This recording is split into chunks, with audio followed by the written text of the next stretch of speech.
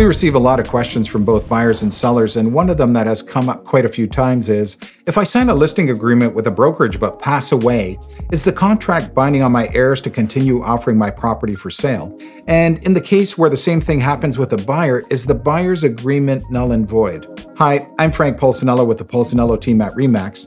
As I mentioned, clients are curious to know about their obligations as a buyer or seller, whether they sign a listing agreement or a buyer's representation agreement. Here's the short answer. The agreements never become null and void, whether they be listing agreements, buyer representation agreements, or agreements of purchase and sale. They continue until completed, terminated, or expired. And in the case where the property has sold, the estate can accept an offer as long as there's a will in place. If there is no will, then the estate must wait for the courts to appoint a trustee to act on behalf of the estate.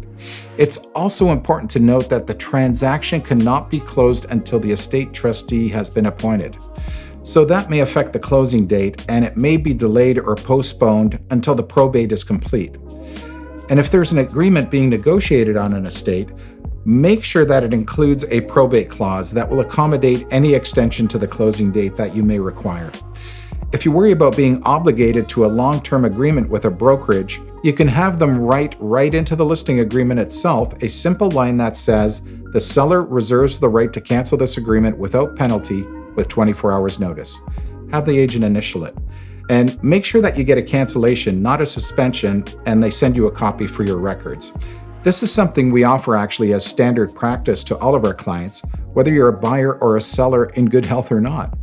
If you'd like to discuss your upcoming home sale or estate sale, I invite you to connect with me, Frank Polsinello, at polsinello.ca or 905-830-9111. Thanks for listening.